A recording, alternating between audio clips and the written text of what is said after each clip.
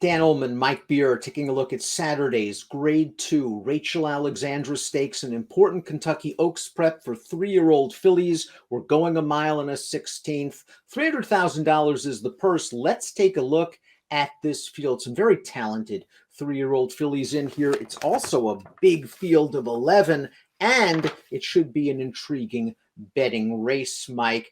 Lecrette, 2 for 2 in her career. Buyer speed figures a little bit light.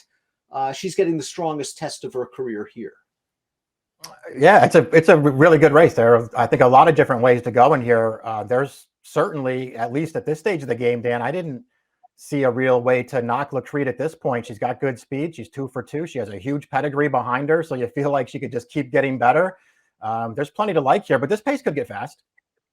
She also has speed in the rail. We throw up the Timeform US pace projector. She has won both of her races on the lead. I would have to think that Joel Rosario is going to take advantage of that inside draw and go. Turnerloose has shown speed, but on turf. This will be her dirt debut. Will she be able to transfer that turf speed to dirt? Hidden Connection, I think, has to be hustled from the outside post in order to gain good position. But, Mike, I wouldn't be surprised if Lecrete gets the lead going into the first turn.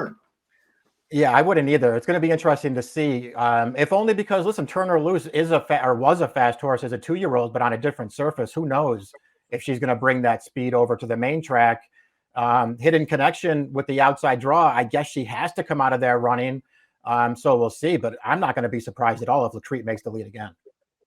And the number one, Lecrete, as Mike mentions, has just that gorgeous pedigree and just seems to have the perfect combination of pedigree, performance, connections, and running style. Lecrete is by Medaglia d'Oro out of Grade 1 Stakes winner Cavorting. That makes her a half-sister to Grade 1 Stakes winner Clairiere. She's 2 for 2 in her career with the win over the surface. She's trained by Asmussen and ridden by Rosario. Light buyers mean this is a tougher test, but she's got all the goods so far.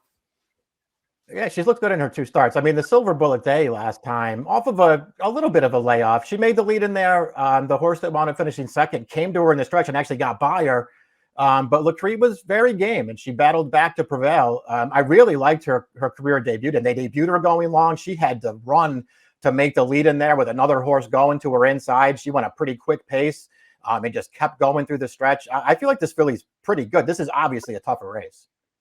Brendan Walsh might have an underrated performer in the number 2 North County. And it's hard to say, how could she be underrated? Well, I mean, she's 3 for 3 in her career, but you just get the feeling that with some other big names in this race, maybe she'll get lost in the shuffle. She's won on turf, she's won on wet dirt, she's won on fast dirt, and she actually earned a 78 buyer faster than anything Lecrete has run. Yeah, she's run well in all of her races. You know, of course, I loved her career debut on turf more than I liked her other 2 races. She looked really good winning her debut on the grass. But that doesn't mean she didn't run well in her 2 dirt starts, Dan. The stakes win last time, I'm just going to give her credit for that win, just for staying on really gamely in the stretch. The horse that she ran down came back and gave Lecrete all she wanted in the Silver Bullet Day last time. Miss Maddie B, in from Southern California, gets the services of Hall of Fame rider Mike Smith. This horse was just 3rd in the Santa Ynez, and she was well beaten that day by Away at Midnight. She showed speed in that spot. I think they revert to the tactics that worked so well for her 2 back on turf. That being said, she may be more of a turf horse. Yeah, it feels like she probably is. She did, run another new top figure last time back on the main track then. But when you go back and watch that race, I mean, she was just no match in there. Earned a 77 buyer up on the pace, but she was just no match for that field. And this is a tougher race. 2.5-month layoff for the 4 Dream Lith, who really stepped up her game with the addition of blinkers in her final start at 2. She won the Grade 2 Golden Rod that day, and the 5th place finisher has come back to win 2 nice races at Oaklawn, buyers of 93 and 88 for Wayne Lucas. This is the kind of filly that would benefit from a fast pace up front. Yeah, she really would. I didn't know what to do with her in here, Dan. She won her debut at Saratoga. She was the longest shot on the board that day and just sort of took advantage of a really good pace scenario in front of her to win. But her next 2 races, I don't think are that hard to, sort of be lenient on her for. She got the job done last time. I wasn't blown away with that performance, but she did come 4 wide and stay very gamely to the end. I guess she could win here. I preferred other horses. Divine Huntress was a winner 2 starts back at Parks, and it looks like she was privately purchased after that race. She was sent to trainer Graham Motion, who duly stretched her out in distance for the first time, and Divine Huntress liked it. Let's watch this victory at Parks back on January the 19th, where she just blew by him on the turn, opens up, wins by 13, 81 Beyer speed figure for this race, and you like to see him win like this.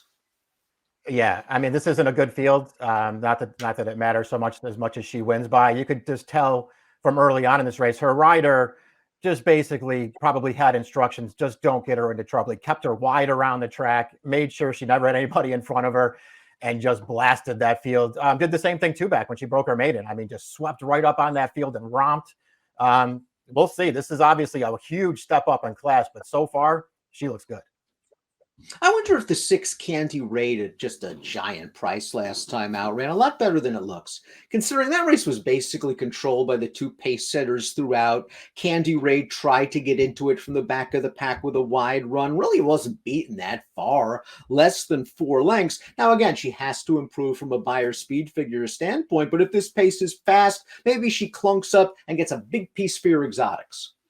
Yeah, I sort of felt the same way about her. I didn't necessarily feel like she could, maybe beat all of these horses, but I won't be surprised if she's, sort of in the mix for the leftovers at the end. A little bit of trouble last time too. Then they rated her.